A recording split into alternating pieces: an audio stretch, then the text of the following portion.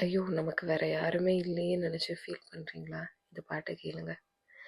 தாய் தன் சேயை மறந்து விட்டாலும் மறவேன் உன்னை என்றதாலே ஸ்தோத்திரம்.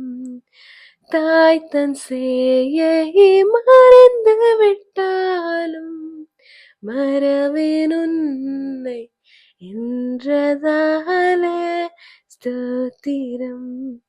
வரைந்திரன்றோ முழங்கையில் உன்னத எந்தன் புகலிடமே.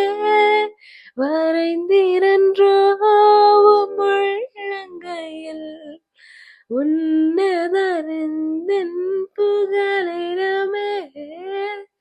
என்னை மறவா இயேசுநாதா, உந்தன் தயவால் என்னை நடத்தும்.